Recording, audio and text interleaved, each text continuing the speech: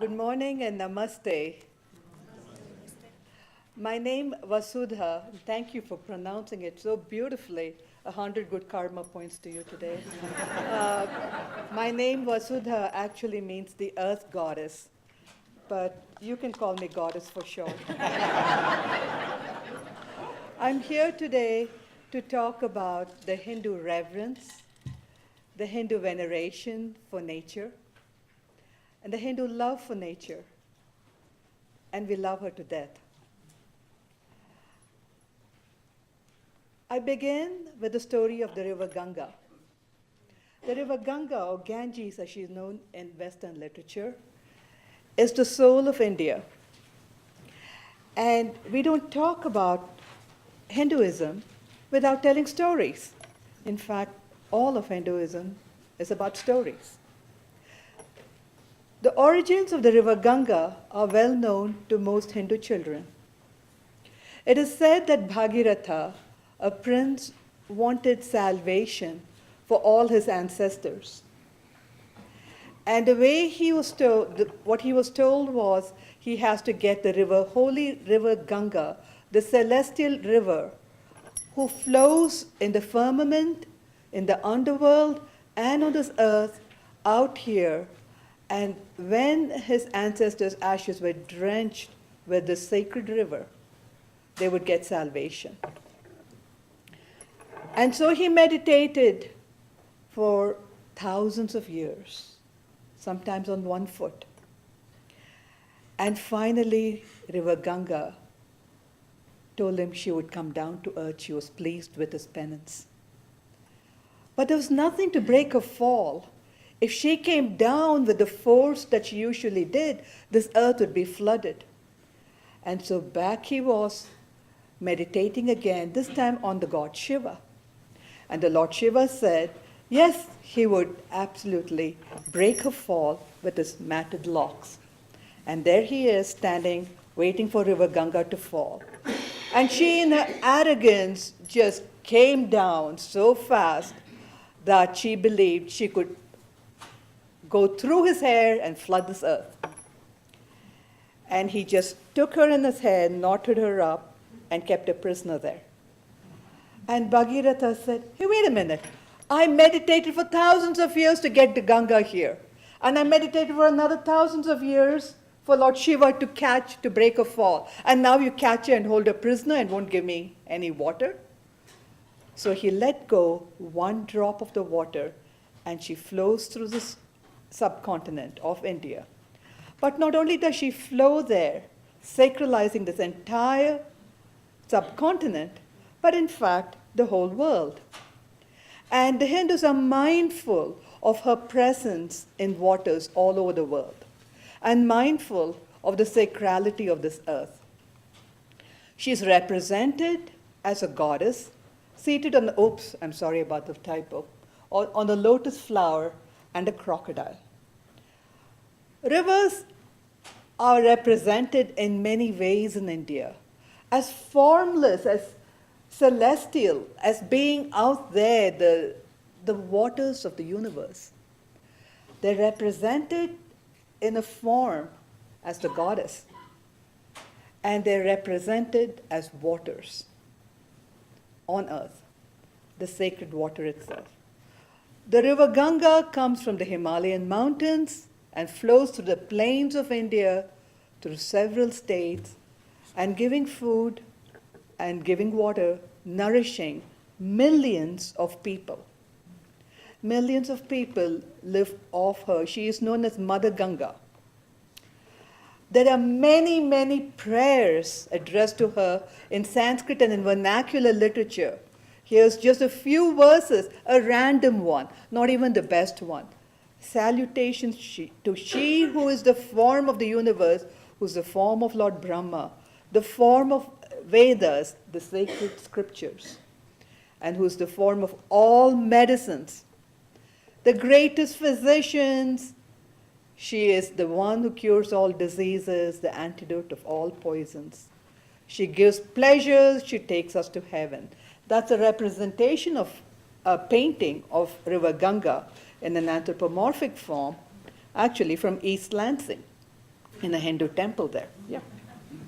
So sacred is this river that she is every major river of places which adopted Hindu and Buddhist ideas, called the major rivers the Ganges or the Ganga. This is the Cabalspian River, which flows over the toes of Lord Vishnu in Cambodia. And if there are any people of Cambodian heritage here, I would like to wish them and other Indians a Happy New Year for this weekend. It's the Cambodian, Thai, Indian New Year's this weekend. And the Ganges, the Ganga is so sacred, there's a whole town named after that, actually after the sacred river in Michigan. And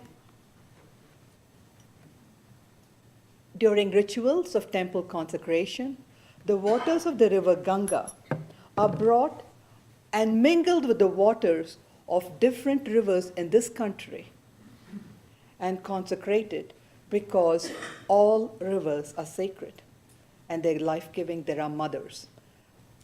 And the temple towers are consecrated with that sacred water. It's also important, as we all know, metaphorically, in American literature. Thoreau writes, when he sees, it said in the beginning of spring, he sees people coming out to Walden Pond to break the huge chunks of ice to transport them to India.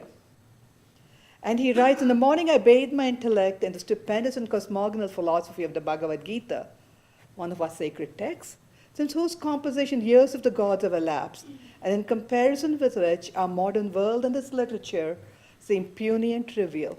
And he continues, I lay down the book and go down to my well, that's Walden Pond, for water. And lo, there I meet the servant of the Brahmin, come down to draw water for his master, and our bucket, as it were, grate together in the same well. The pure Walden water is mingled with the sacred water of the Ganges. So in real life, as well as in literature, the Ganges has made her mark. And the Ganga is a symbol of all rivers, all lakes, all waters of India. And during certain ritual occasions, we invoke her name such that her presence is seen in every water fountain, literally. But today we speak about what happens when River Ganga meets human culture in form of temples. What when we build around her? What when we confine her? What when we dam her or put dams on her? And what happens when the temples encroach on her land?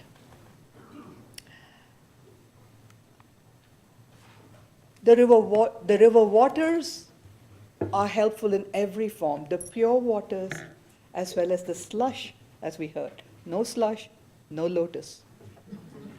In fact, actually, I read of all places, the Wall Street Journal many years ago, that the importance of any concept in a culture can be known by the number of words we have for that concept.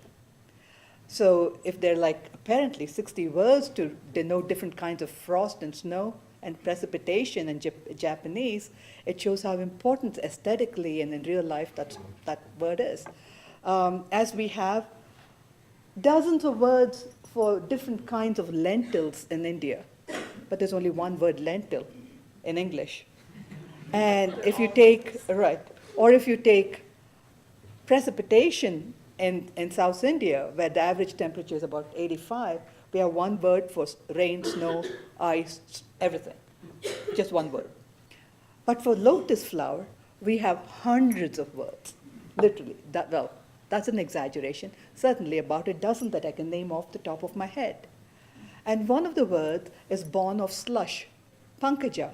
And these are popular names for young women, or actually even young men. Why? Why is this born of slush? Well, it's always born of the slush. But the lotus flower, as it's represented in Hindu and Buddhist art, always tells you that even if it's born of slush, the leaves and the petals are hydrophobic, and the slush just drops off. It's like a Teflon pan.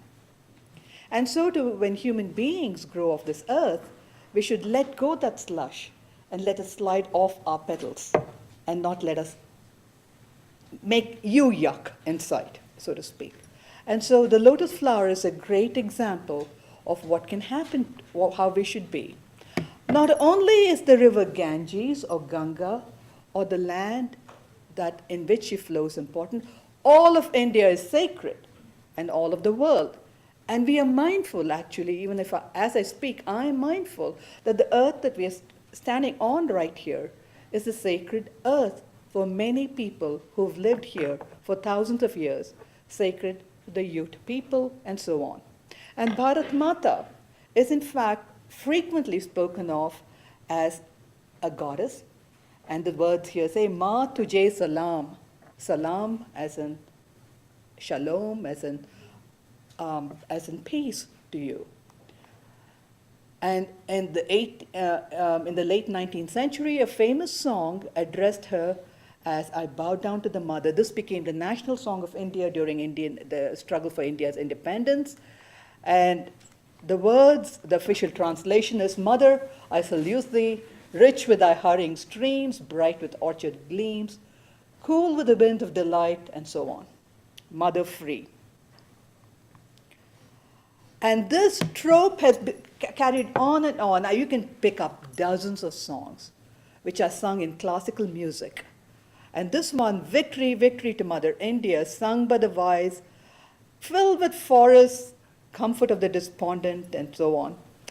And she sustains all honor and all perfection. And yes, people love the soil of India.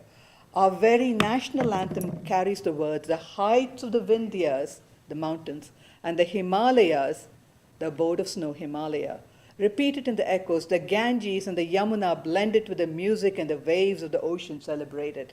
It's like having America the Beautiful as your national anthem. You know, it's like, it's literally from sea to shining sea and all the purple mountain majesties speak about the beauty of the land, and the songs in India celebrate it.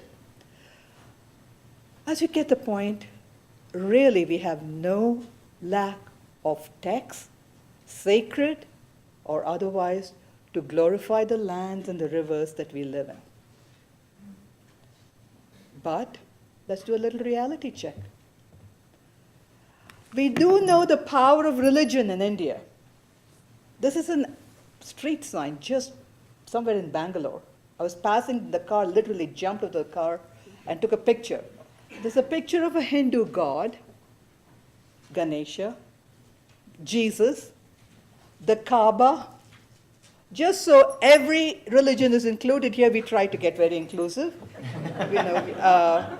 And we know the power of religion, and we say, please do not throw garbage here, because if you don't listen to me, at least you listen to someone you do respect. And it would work fine. It would work fine if you know English. So this, in fact, is a little bit of what we're talking about today. It's a story of what's going on, not just in India, but in our lives, everywhere. This morning at breakfast, I was having a conversation which spoke, and I was telling someone that the lovely, lovely hotel we're staying in has a sign saying, if you want to reuse your towel, place it on the rack. And I kept looking for 5 minutes to find the rack. There was no towel rack. And I'm thinking, it doesn't take a rocket scientist to figure out where a towel rack is in the bathroom.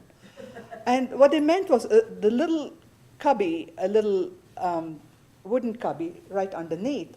So you have to fold up your wet towel and keep it there, which seemed counterintuitive to the whole idea of what you're trying to do.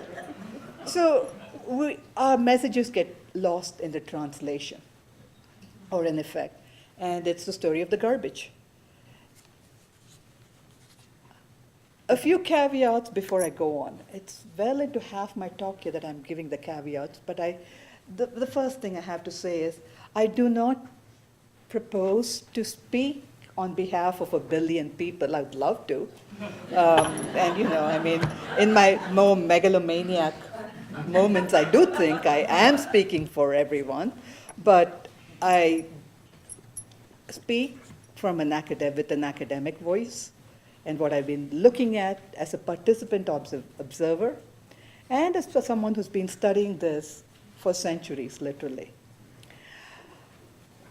I also have a little bit of a problem with using the word Hinduism and faith perspective here, because the caveat that I would like to speak about in India at least is that Hinduism is defined in very broad ways.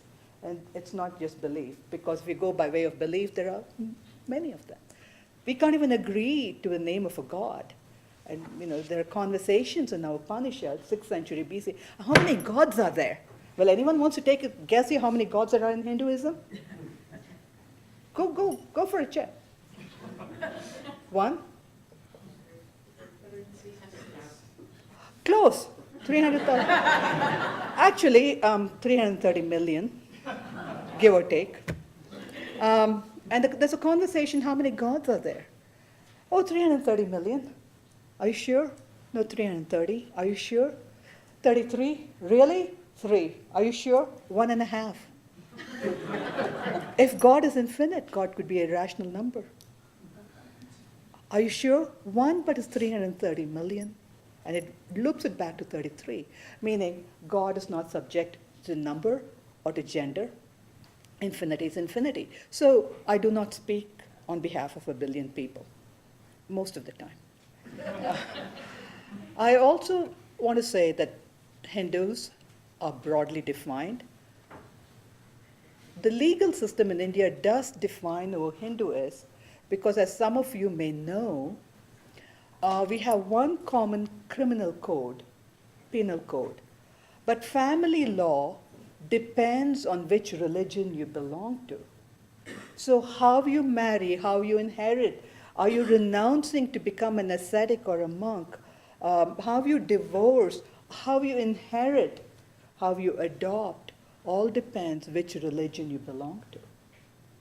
A Muslim man in India, for instance, may have up to 4 wives at the same time, but a Hindu male may have only 1. So and divorce also depends on the family law here. So the law does define who a Hindu is, and when they can't find a common denominator, they simply say it's anyone who is not Christian, Muslim, or Zoroastrian. So by default, you become a Hindu. and you live in India. So it's a kind of a catch-all category, and it originally was a geographic category, which is not all that alienated from what we're talking about today.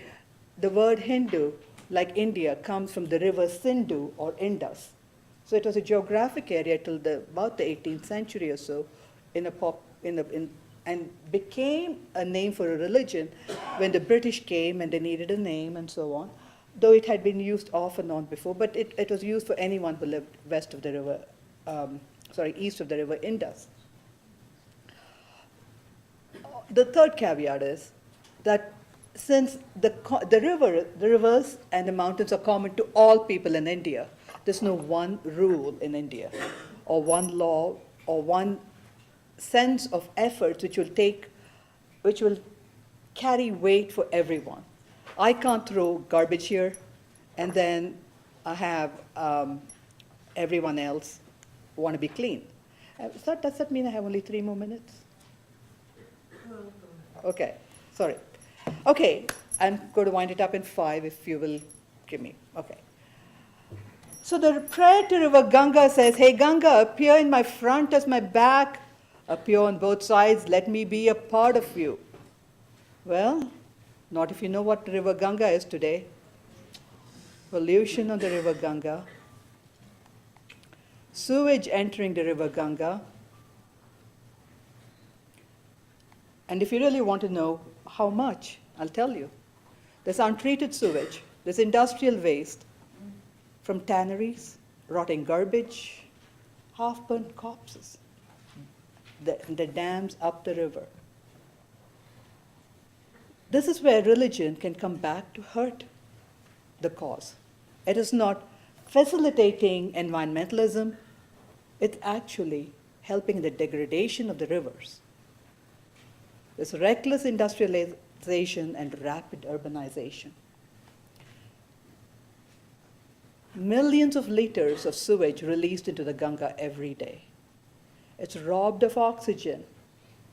We're not even talking about the fecal levels. And it's being killed, one plastic bag strangled at a time. So religious attitudes actually hurt the river. Why? Because the river Ganga is considered to be so pure and purifying that nothing can hurt it. The reduced flow of the river with the dams up there, erosion, reduced water quality, carrying capacity of the water, all this hurts the river. And there are many, many articles which say that the river Yamuna and the river Ganga are dead. They're officially dead. You can see it anytime. This is one of the smaller rivers. I was taking pictures of this religious ritual. It was a random village family coming there. And in a few minutes, they were throwing away plastic bags, garbage bags, and they're all floating in the river. This is how the mother gets strangled. And yes, we have sacred trees in the temple. Every temple has a sacred tree. And people pray to it. They go around it, they venerate it, and they strangle it with the leaves and the plastic around it by venerating it. So what are the responses? This is the last part of my talk. How is religion helping? There are dozens of Hindu organizations and NGOs trying to save the rivers. Temples initiate afforestation schemes. There are many central government, state government initiatives performing art, literally thousands of these. So there is hope. There are proposals to establish the first environment green courts in India. So they're working on these, bringing together a bunch of these to bypass other regulations and have special environment courts set up, to treat rivers as actual entities. Religious leaders urge action. For the one that I have here, you have thousands of them. They're up there literally in arms saying, clean up. One of the richest religious institutions in the world, the third largest today actually, it used to be the second largest until they discovered treasures in the temple last year in the Hindu temple. But next to the Vatican, this used to be the richest religious institution. This temple has initiated major afforestation schemes, saying that the grace of God that you take back in form of food back with you, it's called prasada, you now do by taking a little sapling or seeds. They mine the scriptures for texts like this. One tree is equal to 10 sons, and coming from a patriarchal country, that's big.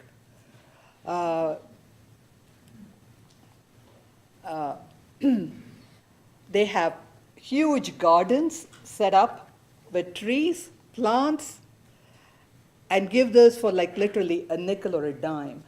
So you take this back to the region that you come from and plant the trees. And these are all all part of the nurseries. Like Sesame Street with sponsors.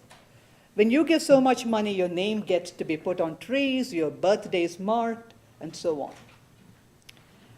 Other temples are going green. Here's one in Richmond, Virginia, where they're having green temples coming up. And every one of these is a talk in itself. Performing arts. One last story and I'll be done. This is a story which I've been obsessing over for the last 12 years of my life, because it's a story that's very big in Cambodia. It's called The Churning of the Ocean of Milk. Originally a Hindu story, it's become a national story of Cambodia. You find it outside Cambodian embassies. And this is a story that rings the memorial park built to honor all those who were killed during the Pol Pot regime. It's that big. The largest bas relief in the world, 49 meters wide, is found in Angkor Wat, tells the story. And what is the story about? The brief version is that the good guys, devas, the celestial beings, were being harassed by the demons. So the celestial beings go to God for help. And Vishnu says, you have to churn the ocean of milk. And for that enterprise, you have to get the help of the demons. Cooperate with our enemies? Yes, that's the only way to do it. So they churn the ocean of milk, and out of the churning comes many goodies which people take. But the churning rope is actually a snake, which they use. It's a good guy. But what happens when you tug a snake on both directions? It gets carsick. So it pukes venom. It just pukes out the poison. And everyone is about to die. At that point, they go to a Hindu god called Shiva, who says, don't worry, I will swallow the poison. And he swallows the poison, but his wife, Parvati, stops him right here. And his throat turns blue. It's called Nilakanta, the blue throat one, because the poison is here, that God ate the poison of this earth to save human beings. The story is well known in Cambodia. It's known in India. And today, it is seen in performing arts. One raises consciousness in many ways. This is one of them. The poison that rose from the churning was consumed by Shiva to protect the earth. It remained in his throat, and Shiva came to be called the Nilakanta, the blue throat one. And here the dancer teases Shiva, saying, why aren't you cleaning up the poisons of the earth? Oh, we have spread poison all through this earth, everywhere. To the earth, the air, and the waters. You pick it, we have poison. Are you afraid to drink it now? Is this just too much for even you? You're able to handle that. Come on, come on. Drink up this poison. Raising the consciousness of the people who are doing it. There are academic projects to study this. The Bhumi project is an initiative. And they say, as the mission statement, that they believe in respect, compassion, and service for the environment. These are the pillars with which we guide. Bhumi means earth. And they want to make the traditional Hindu culture and wisdom relevant to address environmental concerns. There are ways in which the earth is honored. And for those of us who think, including me, who think at times that all these ways, performing arts, the NGOs, the religious sadhus and holy people, yes, it's good, but it's really, given what we have to face, it's rearranging the chairs on the Titanic. I would say no. There are other ways in which we seek hope. We honor the earth in many ways in India. One of the ways which I love taking photographs of is these rice drawings, which are drawn outside every home every day, sometimes twice a day.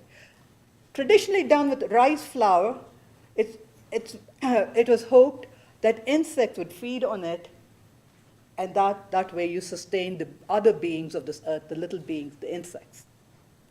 Today they have more elaborate ones outside every hut, every home in villages, out on the streets. And it takes them half an hour to do it, and they do it freehand, just drawing it with rice flour. And they know it'll be gone in a half hour, 45 minutes. They know it's gone. And as I saw this woman drawing it, I saw the truck coming by. But we know it. We know that everything we do will last for a little while. But when we do it really well with the hope that it will last forever. And know that it brings joy. It has an effect.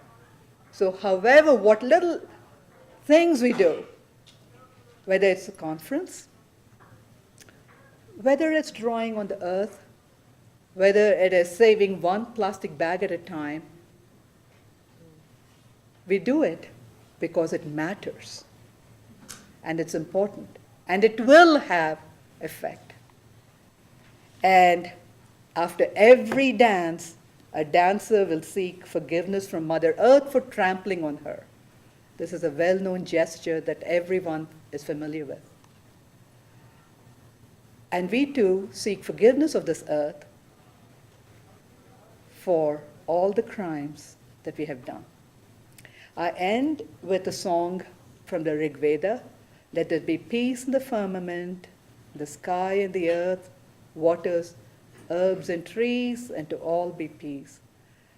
And this is worth realizing through action. Thank you.